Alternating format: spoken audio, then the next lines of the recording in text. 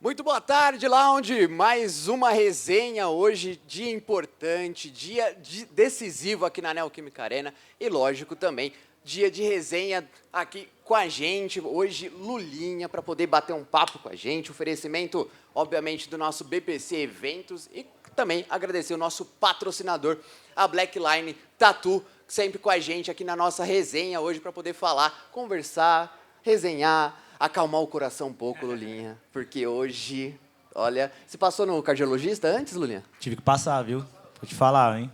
Mas vai dar bom, vai dar bom. Tá pronto? Coração tô pronto, bom? Tô pronto, preparado. Preparado? Já passei por muita coisa já também. Tô Já, preparado, né? vai dar certo. Hoje é dia decisivo na Copa do Brasil. E vamos resenhar bastante, Lulinha? Tem acompanhado bastante o Timão? Tenho acompanhado bastante. Tô aqui no meu período de férias agora, né? E tô aproveitando para acompanhar, tô vindo bastante nos jogos aqui assistir no estádio, que a gente sabe que é diferente, né? Tive o prazer de trazer minhas filhas a primeira vez no estádio contra o Remo aqui, né? Sim. E deu sorte, ganhamos de 3-0, né? No jogo contra o Atlético Paranaense também estive aqui. Tô invicto na arena, Tá né? invicto. Tô invicto. É bom, então, saber que você tá aqui. Acredito que hoje vou continuar invicto ainda hoje. É isso, principalmente com a vitória, né? Vitória é classificação. O que você tem achado do Corinthians? O que você acha do trabalho do Diniz? É uma filosofia totalmente diferente que a gente está acostumado, né? Principalmente porque a gente passou por uns anos que a gente viu o Corinthians é um time que joga defensivamente, vamos trabalhar só a defesa e o ataque a gente vê depois. E agora é totalmente diferente. O Diniz é uma filosofia que a gente não estava acostumado. É verdade, pro torcedor corintiano é mais difícil, mais complicado, né? Tava acostumado um pouco mais com aquele jogo, né, de bola mais longa. O Diniz já é aquele jogo de passe mais curto. Eu, particularmente, eu gosto muito desse jogo. Acho que... Te favorece, né? Exatamente. Acho que eu não vejo toda hora a bola passando por cima, né? Eu que sou meio campo, né? Então é importante esse jogo, que os zagueiros saiam jogando, que o goleiro saia jogando. Claro que, pro torcedor que está assistindo, é mais arriscado, sente aquele friozinho na barriga, né? Mas... a gente consegue ver que ele tem um padrão e esse padrão ele vem mantendo. Acho que o Corinthians vem fazendo boas partidas. Acho que esse jogo contra o Inter, o último jogo, foi um jogo atípico, né? Então, eu tenho certeza que hoje, dentro da arena, com a força da torcida, da Fiel, o Corinthians tem total condições de passar e classificar. Chegou a jogar contra o Diniz? Joguei, cara, joguei. E a experiência, como que é? Minha experiência é horrível do jogo contra ele, cara. Se eu te contar... Eu estava no Red Bull e aí a gente foi jogar um Campeonato Paulista, ele estava no Audax, né? E ele já tinha essa filosofia de sair jogando e tudo mais. Sim. E na época meu treinador era o Barbieri e aí ele falou, não, vou marcar pressão, vou marcar linha alta e tudo mais. Ele não vai conseguir sair jogando. Resumindo, foi 6-0 pro Audax. A gente não viu a cor da bola. Realmente, quando encaixa o jogo dele, fica muito difícil de ser marcado, né? A gente tentou, como eu disse, marcar a linha alta ali. A gente não conseguia achar os jogadores, porque muitas vezes o atacante estava de zagueiro, o zagueiro estava de atacante. Eles se mexiam mesmo, se movimentavam bastante. Isso acabava dificultando a nossa marcação. Então, toda equipe que joga contra a equipe do Diniz, acho que tem a semana já é diferente, né? Pelo estilo de jogo dele. Então, isso acaba favorecendo muito, porque ele mantém esse padrão desde do Audax, né? Então, é muito importante. O Lulinha hoje teria vaga nesse time aí? Eu? Não. Com certeza não. Não? Não teria? Não, eu sou sincero, cara. Eu sou sincero. Com certeza não. Hoje já uma idade maior já, né? Tô jogando ainda, tô na Indonésia, né? Jogando ainda, mas... É difícil, Campeonato Brasileiro, são muitos jogos, depois um cara chega a uma idade fica mais difícil ainda. Sinceramente, acho difícil ter espaço nesse time de hoje, né? Maravilha. E a gente vai falar muito do seu começo, que eu acho que é o principal ponto, a sua identificação com o Corinthians, Muito, né, cara? Desde pequeno nasceu corintiano. Sempre corintiano, desde que eu nasci, começando nas escolinhas lá da minha cidade, de Mauá. E depois eu tive o privilégio, né, de entrar no Corinthians com 8 anos de idade, cara. Então você imagina, para um garoto que é torcedor do clube, eu entrei através obrigado.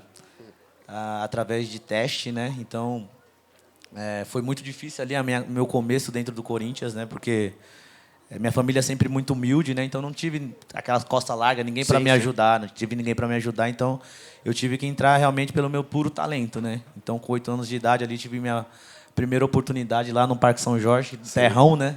Que agora não é mais terrão, Não, já mas foi, né? já foi. Mas que antigamente era realmente o terrão. E ali eu lembro muito bem, aqui em Itaquera eu fui fazer meu primeiro jogo, na época era a Associação Paulista. Sim. E aí eu tinha as camisas do Corinthians antes, mas ela era aquelas falsas, né, sabe? Aham. Antiga e tal, que não era bordada nem nada, né? E aí nesse primeiro jogo, com 8 anos de idade, no Campeonato Paulista, eu vesti a camisa. E eu lembro que eu peguei no escudo, assim, era aquele escudo emborrachado, né? Aquele escudo, você viu, original, né, e tal. E pra mim, pô, foi uma emoção gigantesca. Ali já começar ali, aqui, no caso foi aqui em Itaquera, né, que na época era aqui o nosso CT. Então, botar a camisa do Corinthians, sentir aquele escudo emborrachado e falar, cara, é aqui que eu quero ficar e é aqui que eu quero seguir meus passos, né, profissionalmente. E desde pequeno, quando você teve a primeira oportunidade lá com 8 anos, você já tinha na cabeça esse sonho de jogar pelo Corinthians? Eu tinha esse sonho de, como torcedor, né? Eu sempre acompanhei, ia nos estádios, assistia os jogos. E aí você menino fala, cara, um dia eu quero estar lá dentro, né? Quero estar lá dentro. Eu tive algumas oportunidades para sair antes mesmo de se tornar profissional, né? Sim. Algumas oportunidades de jogar na Europa, mas acho que esse sonho, esse desejo de estar no Pacaembu, né? Na época era o Pacaembu, estar no Sim. Pacaembu, escutar a torcida gritando meu nome, falou mais alto e aí eu decidi ficar junto com a minha família, ficar no Corinthians e graças a Deus eu realizei esse sonho.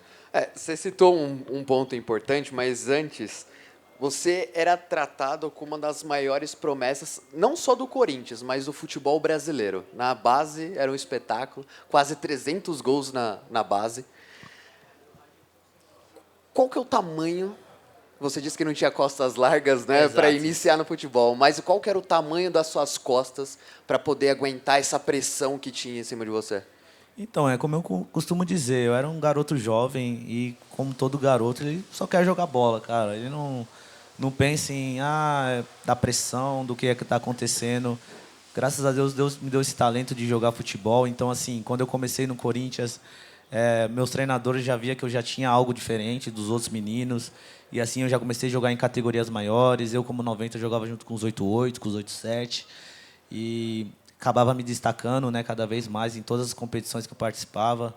E aí, com 15 anos, eu tive minha primeira oportunidade na seleção sub-15. Então, eu já estava ali representando a minha equipe dos meus sonhos, né? E depois, com 15 anos, quando eu tive minha primeira convocação para a seleção, eu vi que eu estava dando os meus passos certos. Eu sempre tive uma base familiar muito boa, que sempre me instruiu muito bem. E quando eu falo instruir, eu não falo na questão de botar pressão.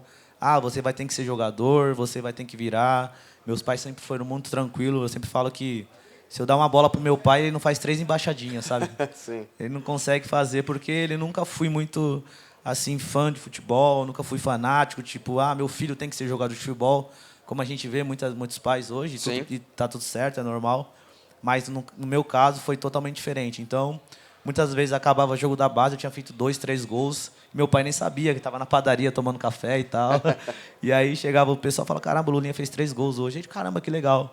E aí a mesma coisa, quando eu não fazia gol, ele também. Só a função dele para mim era levar para o treino, voltar para casa, não tinha cobrança nenhuma. Então isso acabou me ajudando muito também a não ter essa pressão, né? A tirar essa Sim, pressão de sim. tem que ser jogador, tem que ajudar a família, mesmo sabendo que eu tinha uma base familiar bem humilde, né? Então, nunca subiu para minha cabeça essas coisas, sabe? Sim, você falou dessa base familiar. A gente vê muito jogador já tendo essa responsabilidade, às vezes com 12, 13 anos, garantindo o prato de comida da família, né? Você vê hoje muita diferença desse trato da base, do que você tinha e o que está acontecendo nos dias de hoje? Eu vejo muita diferença. Não vou dizer que na minha época não tinha os pais, né? Aqueles pais que Sim. acabavam o jogo e falavam um monte pro filho. Tinha que ter feito isso, ou tinha que ter chutado, ou não sei o que, não sei o que. Tinha e vai ter, é normal. Mas eu acho que hoje mudou muito pelas redes sociais, né? Sim. Porque hoje a gente vê Instagram, a gente vê um menino faz uma jogada, aí já posta, aí já 1.000 curtidas, não sei quantas curtidas, e aí já fala, é o novo Messi, é o novo não sei o que e tal. Então, no meu modo de ver, isso acaba prejudicando, né? Porque a criança ainda está maturando, a criança está crescendo, Sim. está passando por processos, né? Acho que no futebol acho que tem os processos que tem que ser respeitados, né? E se não for respeitado, você acaba queimando etapas e acaba muitas vezes queimando o garoto que tinha um potencial gigantesco. Então eu vejo hoje as redes sociais acabam atrapalhando um pouco nesse sentido, né? Mas é o novo, né? Não tem como mudar, novo né? mundo, É o né? novo mundo, não tem como mudar. Tá certo.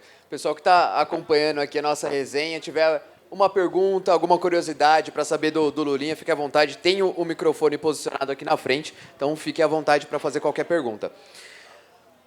Você tinha toda essa questão de ser promessa do futebol brasileiro e, de repente, na sua porta bate Manchester United e Chelsea. O que passou na sua cabeça naquele momento?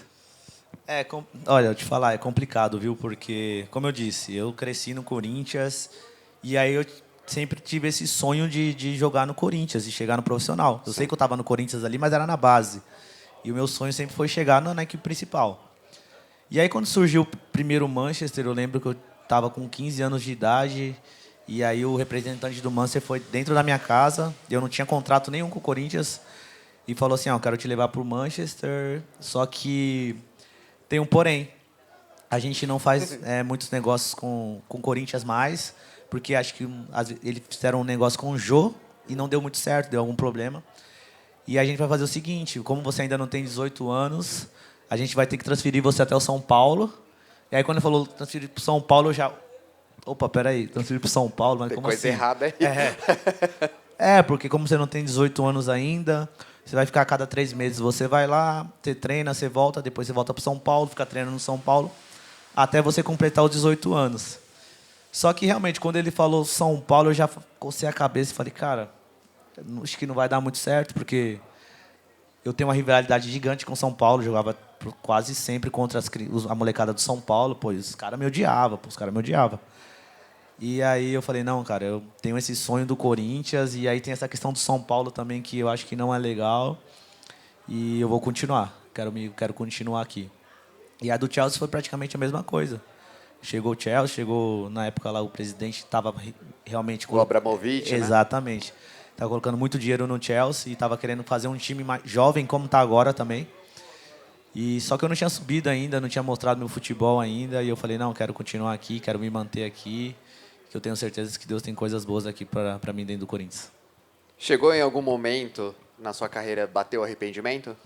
Cara, assim, não é arrependimento. Claro, se eu parar para analisar hoje, talvez eu teria tomado um outro caminho, né?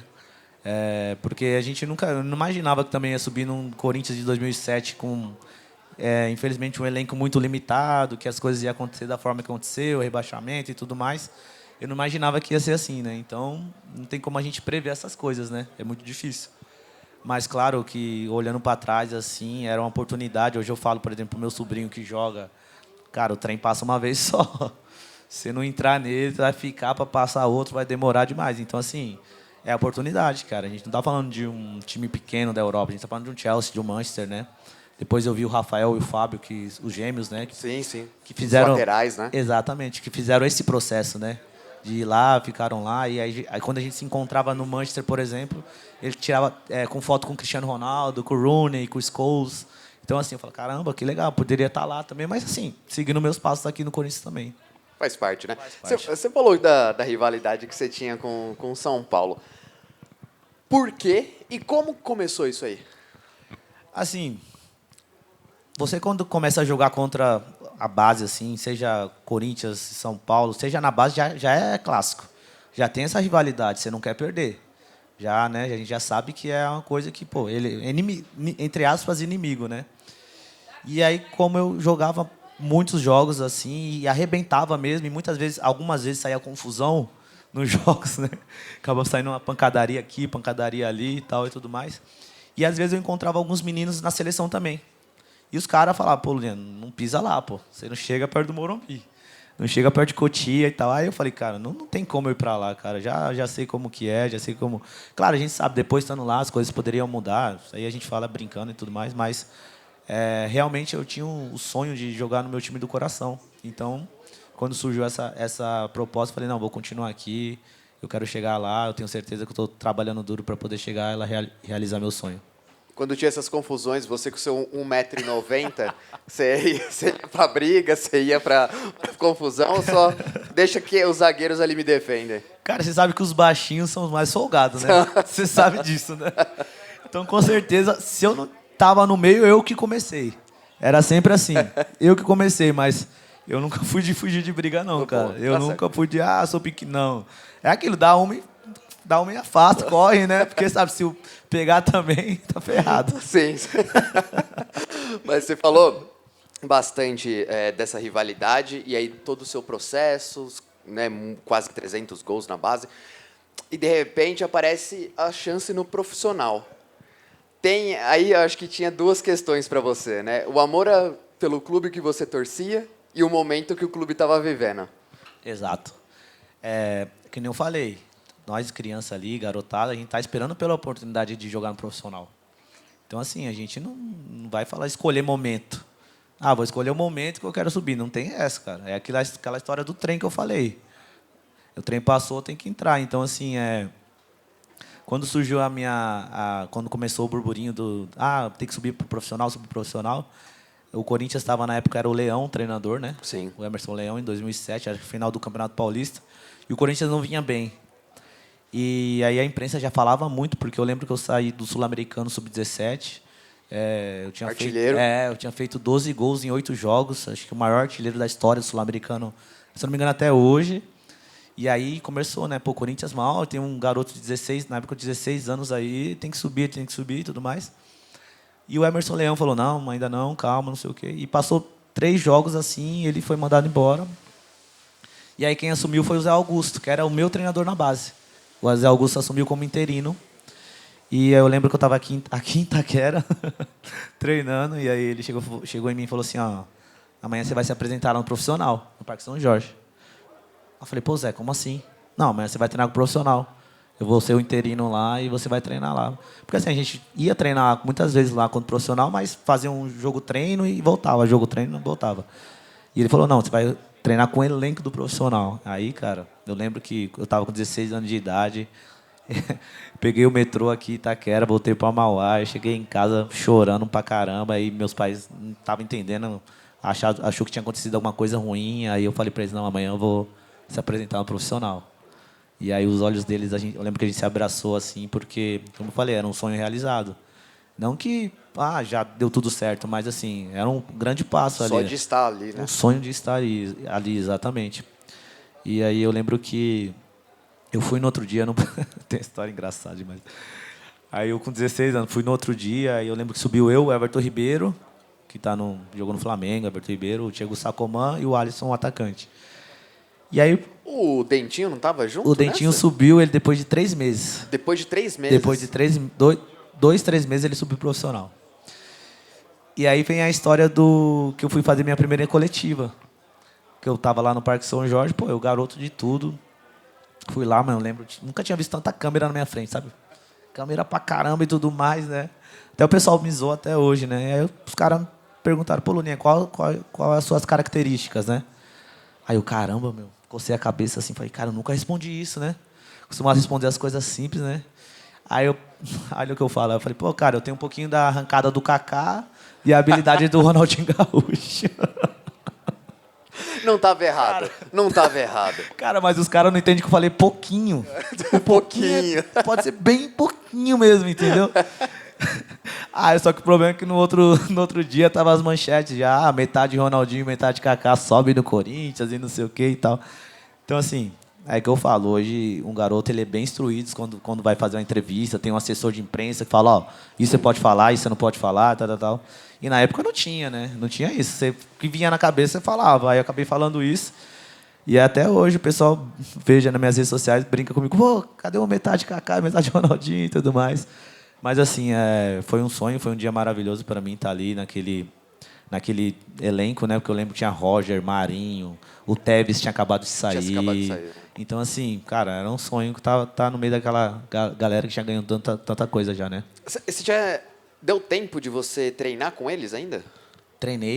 Eu treinava muito com... Não, sim, porque o Tevez era titular, eu treinava muito contra o pessoal que não jogava. Normalmente, Coelho, Marinho, o pessoal que estava no banco. Assim, a gente subia, fazia esse coletivo contra eles e, meu, a gente dava trabalho demais. Eu lembro eu, o Dente, o Everton Ribeiro, a Fagner, nossa base era muito boa. Então, muitas vezes a gente até ganhava deles. Só que aí chegava uma hora, pô, o juiz era auxiliar do treinador profissional. Aí os caras começavam a dar faltinha aqui, faltinha ali e tal. Aí os caras arrumavam um empate, alguma coisa assim. Sem falar que eles batiam pra caramba, né? E o juiz só aqui, ó, joga, joga. Então, assim, mas era bom pra crescer, pra gente crescer, né? Então é importante passar por todas essas etapas também. Qual que foi o seu primeiro trote? Como que foi? Cara, assim, não teve trote, assim, comigo foi bem tranquilo, mas eu lembro um lance que aconteceu num treino, num coletivo. Eu lembro que eu dei o tapa, assim, praticamente um chapéu no Marinho, assim. Cara, o Marinho tem 2 metros de altura, cara. Pô, forte pra caramba e tal. E ele só abriu o braço, assim, ó. Eu lembro que eu bati meu pescoço bateu no braço dele, eu caí pra trás, assim. E aí eu olhei pro juiz, que era auxiliar, ele segue o jogo, segue o jogo. Então, assim, são coisas que, pô, hoje, o menino da base, cara, você vai falar alguma coisa com ele, capaz de falar assim, ó, pega uma água pra mim e falar, não, vai pegar você. Então, assim, antigamente, cara, pô, pegava café. Eu lembro quando o Vampeta chegou também, depois era café, era água. O que tinha, pô, serve meu prato, coloca minha comida. Aí os caras ficavam zoando. Ainda mais que tinha acabado não, mas pouco anos antes tinha acabado de ser campeão do mundo, né? Exato, pô. Imagina, não tem como, né? Eu vou falar que não. Como eu pego o que você quer? Não, vai dormir no corredor hoje. E dorme no corredor. Não tem problema não. Então, assim, épocas diferentes, né? Hoje mudou muito. Hoje mudou muito. E aí, nesse ano, jogaram talvez o peso do tamanho da torcida corintiana nas costas, principalmente nas suas costas e na do Dentinho, né? Era um time que estava ali passando por uns problemas e aí ele joga na responsabilidade de quem acabou de subir. O que mais pegou para vocês nessa pressão, até na parte psicológica, porque é um time que começou a brigar para não cair na zona de rebaixamento, estava numa fase difícil? Então, exatamente. Eu costumo dizer que o ano de 2007 era para ser o ano incrível, né? Por Sim. tudo, né? Tipo, primeiro ano no profissional e tudo mais. Mas, infelizmente, aconteceu o rebaixamento no final. A torcida do Corinthians, assim, é uma torcida que cobra, não tem jeito. E ela não quer saber que você tem 15 ou 30. Vai cobrar. Se está lá dentro do campo, ela quer dizer que você tem condição de estar lá dentro do campo, então você vai ser cobrado normal. Exatamente. E é normal. Quem tem que ver isso é o treinador, se você tem condição de estar lá ou não. Só que realmente aquele elenco do Corinthians era muito limitado. Não tinha quem colocar. Então ele via que, pô, eu, o Dente, o Everton Ribeiro, eram os meninos da base que tinham 16, 17 anos, que não estava preparado para assumir aquela responsabilidade, aquela pressão toda, mas não tinha outro para colocar. Então o treinador pensa o seguinte, pô, se eu perder, eu vou ser mandado embora. Se eu botar aquele, ele não vai me ajudar, então tem que botar esse. Então aconteceu muito isso. E eu falo, por exemplo, em 2007, eu joguei pouquíssimos, se você parar para ver, eu joguei pouquíssimos jogos. Porque eu tive Sul-Americano, Pan-Americano, Mundial, Sub-17. Então eu fiquei mais tempo junto com a seleção do que com o Corinthians. Eu lembro que eu joguei, por exemplo, o Mundial Sub-17 foi na Coreia. E eu sempre acompanhando o Corinthians e tudo mais. Aí a gente perdeu para a Gana na semifinal, aí voltamos. E aí quando eu cheguei aqui, ia ter o jogo contra o Santos, no outro dia. Pô, cara, eu tava num fuso horário de 12 horas, sem dormir e tudo mais. E aí os caras me ligaram e falaram assim, ó, vai pra concentração. Eu falei assim, como assim? Não, vai pra concentração que você vai pro jogo. Aí fui pro jogo ainda contra o Santos. Eu lembro que a gente ganhou de 2-0 desse... O gol do Newton, né? O Newton, exatamente. O Newton bateu aquela falta. Acho que o Arce fez o segundo gol. Isso. O Arce fez o segundo gol. Então, assim, para você ter noção de como o elenco era muito limitado. Tipo, não tinha as peças realmente que poderia ajudar. E aí, quando tem, coloca a base. E a torcida do Corinthians, como eu disse, tem 15, 16, vai ser cobrado igual, não tem jeito. Eu imagino que tenha sido uma fase difícil. Só que depois acaba passando dessa fase. E como que é aquele menino que saiu de Mauá, desde os 8 anos no Corinthians, de repente chega no CT, tem um dos maiores da história do futebol jogando do lado? Ronaldo Fenômeno chegando para treinar com você. Cara, imagina, assim, claro que a honra é dele, né? Cara, claro, né? Não me... Eu lembro que a gente tava de férias e aí começou o burburinho do Ronaldo. O Ronaldo vai vir pro Corinthians, o Ronaldo vai vir pro Corinthians. Aí eu comecei a ligar, liguei pro Dente. Dente, será, pô? O Ronaldo vai vir pro Corinthians? Aí o Dente, pô, Lulinha, acho que não, né, tal, pá. Estava quase certo lá no Flamengo e tudo mais. E daqui a pouco passou uns 3 dias, ele é apresentado no Parque São Jorge. E aí, cara, a emoção gigante, porque eu falei... Porque assim, você jogar com o Ronaldo é top, é fera. Mas você conviver com o Ronaldo, cara, é uma coisa, pô, é uma coisa diferente. Você jantar, você jogar cacheta com o cara, pô. Você jogar pôquer com o cara, você almoçar com o cara, você fazer pegadinha com o cara, jogar o colchão do cara na grama, bater na cara do cara. Meu, tipo, você tem noção? É coisa que a gente... Ele chegou lá e eu falei assim, pô, o cara deve ser maior, pô, campeão do mundo, bola de ouro e tudo mais. E aí eu lembro que a gente chegou no primeiro dia de treino, tava todo mundo sentado assim, aí tipo, naquela expectativa, cadê o homem, cadê o homem, cadê o homem? Aí ele chegou, aí veio cumprimentando um por um, né, e tal, aí veio me cumprimentar, ele falou, pô, Ronaldo, não sei o quê, falei, tá de sacanagem, né? Pô, aí eu falei, não, Lulinha, vê se você lembra de mim aí, vamos treinar junto aí e tal, tocar bola e tal, não sei o quê. Então, assim, cara, é um cara sensacional, dentro de campo, todo mundo já sabe do que ele poderia fazer, do que ele fez. Mas fora do campo, humildade por tudo que ele ganhou, por tudo que ele conquistou. A humildade dele é fora de série, fora de série. E ele pegou, principalmente eu, o Dente, a molecada ali da base mesmo como filho, assim, sabe? Falou assim, ó, vocês aqui ninguém vai mexer, ninguém vai tocar. Colocou mesmo assim, meio que debaixo das asas mesmo, falou assim, ó, vamos junto que vai dar certo. Eu imagino que o impacto dele, né, vai muito além das 4 linhas, né? É um cara que, fora do gramado, auxiliou muito vocês, principalmente na parte psicológica, nesse começo. Cara, tudo, tudo. A gente, antes dele chegar, tinha conquistado a Série B, né? Tinha conquistado a Série B.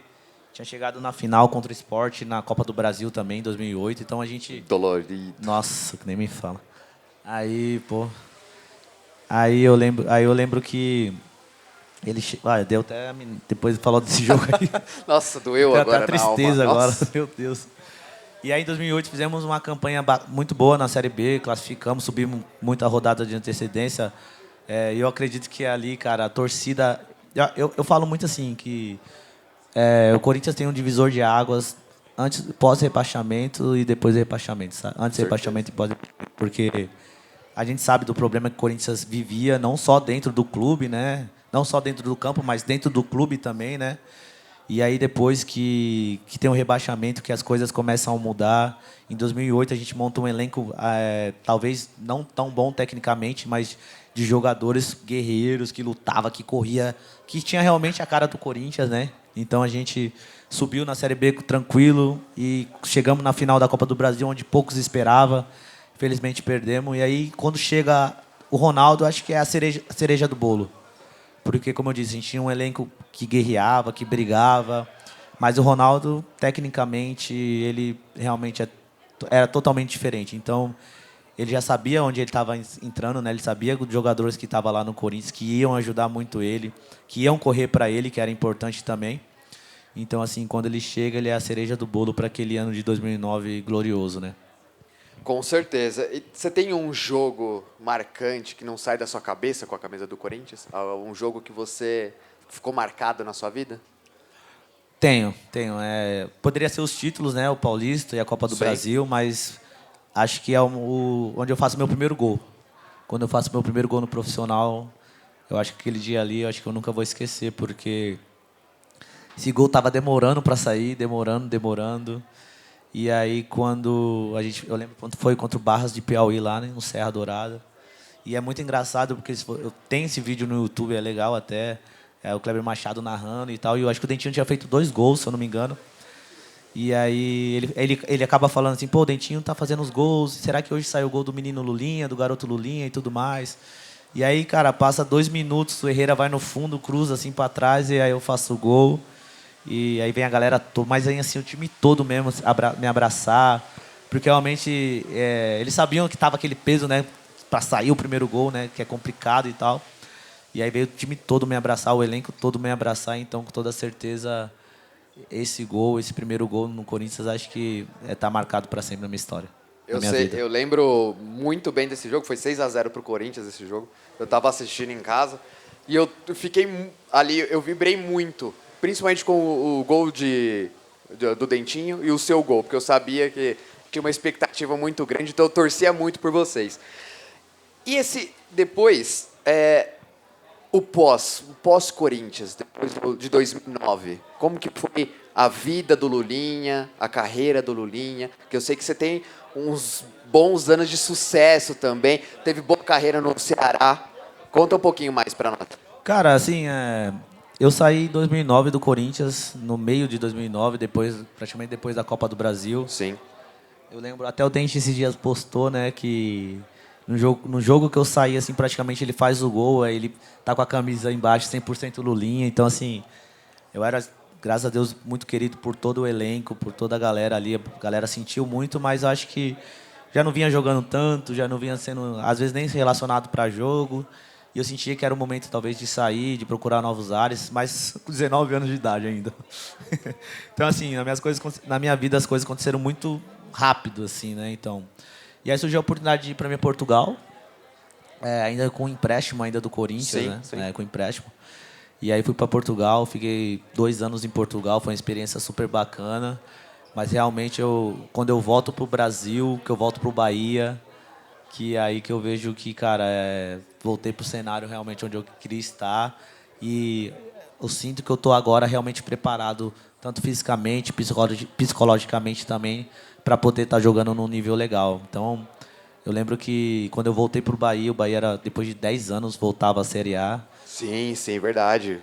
Se eu não me engano, nessa Série A eu fiz 10 gols e ainda tinha mais um ano de contrato com o Corinthians, 2011? 2011. E aí eu lembro que quando acaba a temporada, eu liguei para o meu empresário, eu falei assim, cara, e aí, acho que agora é a hora de voltar. Porque o Corinthians, eu fiquei 2 anos praticamente emprestado, fora. Sim, sim. O Corinthians pagando meu salário e tudo mais. E aí eu falei, cara, agora eu tô preparado. Tinha feito 10 gols no Bahia, na Série A, no Brasileiro. Me sinto capacitado. Agora eu tô com 21 anos, ainda muito novo, mas pô, o que eu já passei na minha carreira, me sinto um jogador muito experiente. E aí eu acho que ele conversou com o pessoal que estava aqui no Corinthians, diretoria, e na época aquele Corinthians também de 2011, 12 também, Já é. que ganha tudo, então... Fica na história. Talvez eu não teria... Queria voltar, foi o que eu falei para o meu empresário, né? Eu falei, pô, eu queria pelo menos participar da pré-temporada com os caras. Na época era o Tite, o treinador, né? Pro Tite me ver, me analisar, e se não gostou, tá tudo bem, vida que segue, vou continuar. O Bahia já tinha manifestado o interesse de renovação do empréstimo já. E aí eles falaram, não, a gente não quer ir, não é o momento e tudo mais. Aí foi meu último ano no Corinthians, de empréstimo, né? E aí eu renovei com o Bahia para poder voltar lá. Bacana, bacana. Só lembrando para quem está acompanhando nossa resenha, quem tiver algum tipo de pergunta, alguma curiosidade para o Lulinha, fica à vontade, tem o microfone aqui na frente, tá? Lulinha, você falou dessa volta no Bahia, mas eu sei que você teve anos de sucesso também em países até que a gente não esperava, assim, que não era tão reconhecido no futebol. O que é essa mudança do futebol brasileiro, né, principalmente para a Indonésia, né?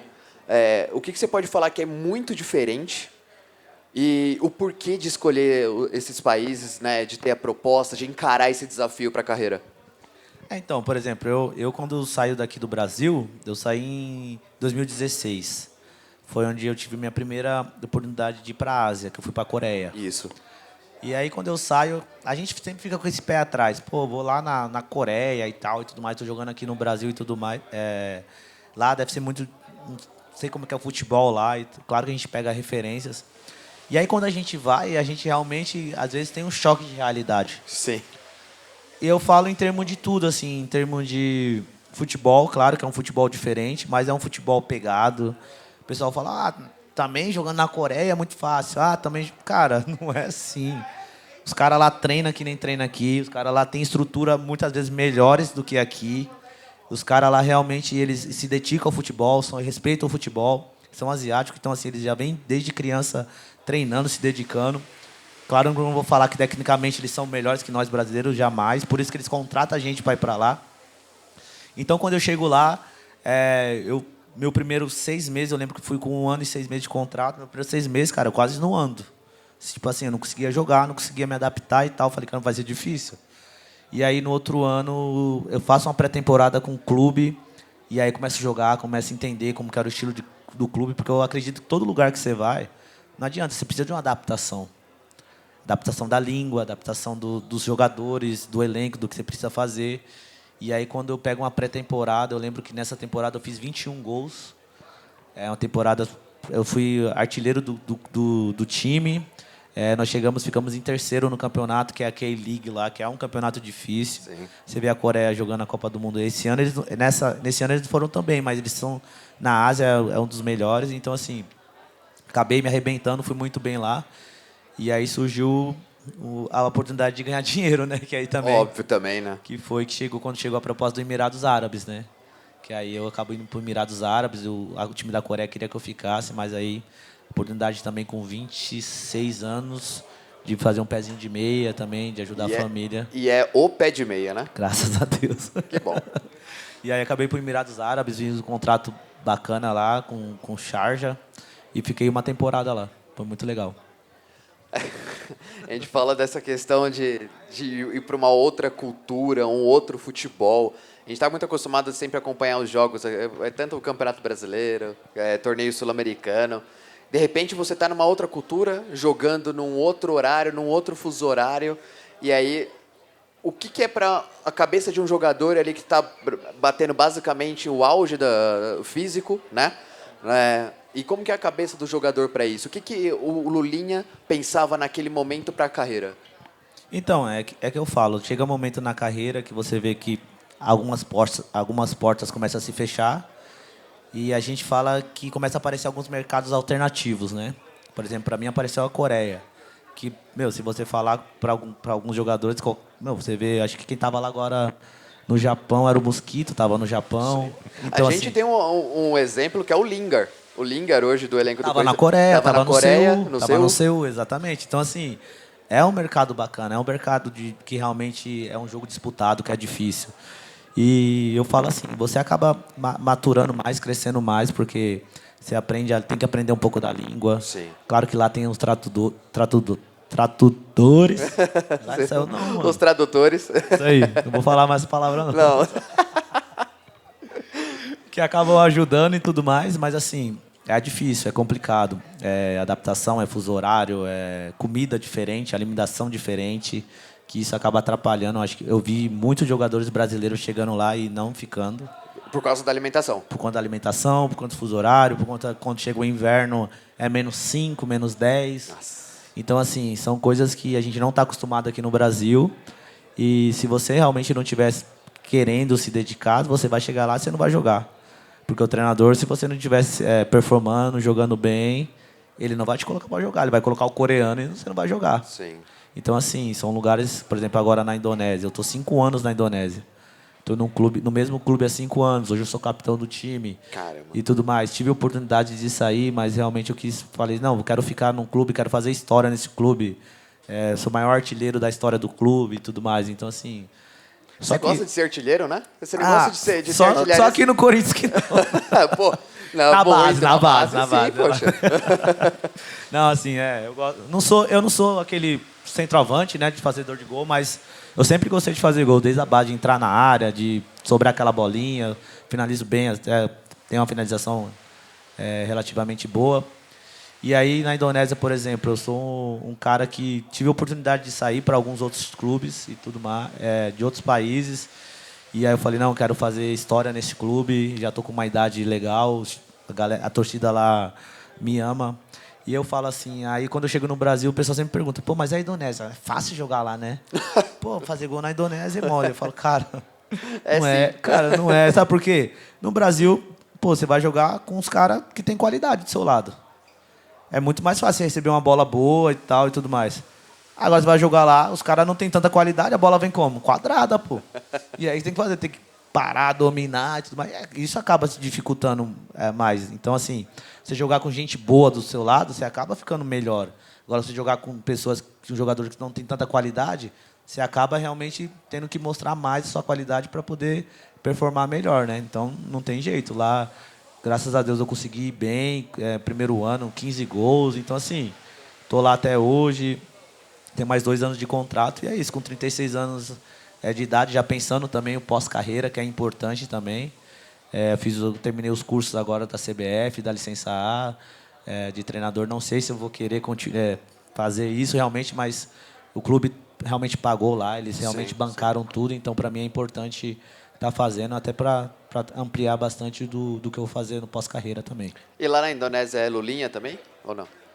Agora no começo era Lulihá, Luliha? porque lá tipo, não tem um LH, né? Então eles não conseguiam, quando ia falar o LH, eles falavam Lulihá, então no começo. Mas agora já é Já Lulinha. aprenderam. Agora aprenderam. Depois de 5 anos já aprenderam já. Cada lugar muda, não tem jeito. E você falou sobre o pós-carreira que você já fez o curso e tudo mais. Treinador é uma coisa que te chama atenção? E se sim, se você tem alguma referência para o seu futuro, quem sabe aí alguém que te inspire a trabalhar com isso? Sim, eu quando comecei a jogar, a gente não pensa, né? A gente só pensa em jogar e tudo mais. E só que até na época que surgiu a oportunidade de fazer o curso, eu falei, cara, eu vou lá fazer o curso pra quê? Já jogo bola há 20 anos. Escutar esses caras falar um monte de baboseira e tudo mais, tal. Aí fui, mas eu fui realmente com essa cabeça. Vou lá porque eu preciso do diploma, preciso ter o diploma. Mas, cara, eu realmente me surpreendi positivamente demais, porque aprendi coisas novas, aprendi palavras novas, né, que hoje se aplica muito no futebol. Taticamente, eu ainda como estou jogando, tá me ajudando bastante, sabe? Eu consigo ter uma visão do campo, talvez que eu não tinha antes, por entender mais, por ter feito esse curso, entendeu? Ele acaba te ajudando de forma tática e tudo mais. Então, assim, é bem legal. Mas, claro, eu penso também nessa área de comunicação, de imprensa, de tudo mais. Então, assim, tá abrindo algumas oportunidades, né? Tenho, como eu disse, mais 2 anos lá na Indonésia, jogar esses 2 anos e ver que Deus vai preparar aí na frente. Mas fisicamente está bem. Graças a Deus. Acredito que melhor que muitos anos atrás aí. Dá certo. Quem sabe, ou a gente vê a gente fala do dinizismo, né? Aí quem sabe que a gente vê o lulismo aí trabalhando no futebol como treinador, mas quem sabe até é companheiro de profissão aqui também com a gente, né? Claro, por que não? E tá certo, porque o futebol ele te proporciona isso, né? Esse espaço para você depois. Muita gente fala que o jogador de futebol tem 2 mortes, né? Que é a morte normal e a morte quando para, mas te dá a oportunidade também de ampliar esse espaço no meio de comunicação, com o treinador, enfim. É verdade. Isso aí que você falou é real. Eu penso, já começo a pensar assim, nesse pós-carreira, né? Na hora da decisão de, tipo assim, não jogo mais profissional. Eu tento não pensar muito porque realmente é uma morte. É uma morte porque você faz isso a vida toda, cara. Sim. Imagina você jogar bola desde os 8 anos e chegar uma hora e falar assim, parei. Não que você não vai jogar, você vai... Lógico. Mas a gente sabe que é diferente, né?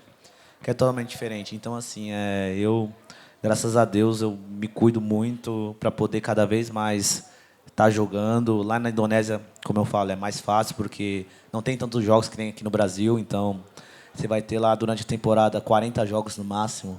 Então tem um período maior para descansar, para recuperar. Então, para um garoto, garoto vovô aqui que está mais velho, é melhor, né? Para recuperar, para estar mais inteiro para os próximos jogos.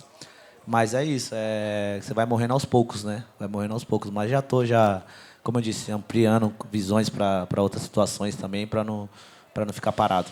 Teve alguma coisa na sua carreira que você gostaria de ter feito e você não fez, não teve oportunidade? Cara, acho que não. Acho que não. Acho que tudo que eu pensei, que eu quis... Eu sempre fui um garoto muito abusado, assim. Eu sempre, cara, por exemplo, dava vontade de fazer algum lance dentro de campo, eu ia lá e fazia, tentar uma carretilha. Eu ia lá, metia o louco e tentava a carretilha. Às vezes dava certo, às vezes não, que é normal. Mas eu sempre muito, entre aspas, assim, abusado. E, assim, eu sou muito realizado, cara, muito realizado. Às vezes as pessoas falam, o Lulinha não deu certo. Eu falo, cara, se eu não dei certo, cara, olha, é muito complicado. Talvez eu não tenha dado certo da maneira que vocês pensavam, Lógico, que vocês exato. imaginavam, e tá tudo bem também. Mas, cara, eu sustento minha família até hoje através do futebol, até hoje eu jogo futebol. Sou muito grato a todos os clubes que eu passei, principalmente ao Corinthians, cara. Sim. Corinthians O pessoal fala, tem mágoa do Corinthians? Jamais, nunca tive, nunca voltei, porque é o clube onde abriu as portas para mim, onde eu cresci, onde realmente eu aprendi a cada vez amar o clube. E é diferente quando você convive, você está lá dentro. Eu estava lá dentro eu entrava no Parque São Jorge 11 horas da manhã e saía 11 horas da noite, pô. Então, minha vida era dentro do Parque São Jorge. Então, assim, sou muito realizado, muito grato ao Corinthians por tudo que me proporcionou durante a minha carreira. Você chegou a jogar aqui? Joguei. E aí? Então, é uma história muito bacana também, porque eu lembro que todas as vezes que eu teria a oportunidade de jogar contra o Corinthians, eu estava emprestado. Então, pelo contrato, eu não poderia jogar. Sim. Que foi 2 vezes no Bahia. Só que aí, quando eu venho para o Red Bull jogar o Campeonato Paulista, eu já não tinha contrato com o Corinthians mais. Sim. E aí eu estava sempre jogando e já visando esse jogo contra o Corinthians, que ia ser aqui em Itaquera. E aí eu lembro que nesse jogo, o treinador ele começou a me colocar no time reserva. E eu jogando todos os jogos titular. E aí durante a semana, na segunda e na terça, quarta, eu no time reserva. Falei, cara, tem uma coisa certa que não tá errada, errada que não tá certa, peraí. E eu, tudo bem, tô treinando, né? Só que aí chegou na quinta-feira, se eu não me engano, o jogo era sábado ou domingo. Eu falei pra ele, professor, cocei a cabeça assim, sabe? Eu queria conversar com o senhor. Aí, não, pode falar o link, que foi. Então, vai ter o jogo contra o Corinthians aí, tô vendo que você tá me colocando no banco e tal. Tá acontecendo alguma coisa? Eu fiz alguma coisa errada e tal. Aí ele falou assim, não, eu vou te tirar desse jogo mesmo. Eu falei, sim, mas por quê? Não, porque eu já tô vendo que você tá muito ansioso. Que é um jogo que você espera muito e tal, e acho que você não vai querer fazer coisa que não é para fazer, taticamente e tal, não sei o quê. Aí eu falei para ele, se você me tirar desse jogo, você me perdeu pro campeonato todo. Com todo respeito, você me perdeu, porque você me conhece já, não sou mais garoto, não vou querer sair driblando 10 caras, não sou maluco e tal, e tudo mais. Se você me tirar... Aí ele, vamos ver como que vai ser. Passou quinta, sexta, e ele não falou nada, e me colocando no banco. Aí a gente concentrou aqui no hotel aqui em São Paulo, aí chegou no dia da pré-eleição, aí já falei, já meio que bravo assim e tal, né? Aí quando ele coloca lá na tela lá, os jogadores, aí eu tava de titular. Aí, eu fiquei alegre pra caramba, falei, cara, eu vou jogar e tal. E aí o caminho do hotel até aqui a Itaquera, cara, foi... Eu chorei de lá do hotel até aqui, cara, porque... Eu estudei aqui no Arthur Alvim, sabe? Estudei aqui no Arthur Alvim. Cresci minha vida toda aqui em Itaquera. E, tá jogando contra o meu ex-clube, o clube do meu coração, assim, né? Que eu cresci. Contra a torcida. E eu tinha muito essa dúvida de como ia ser a reação da torcida, sabe? Se ia xingar, se ia não sei o quê e tal.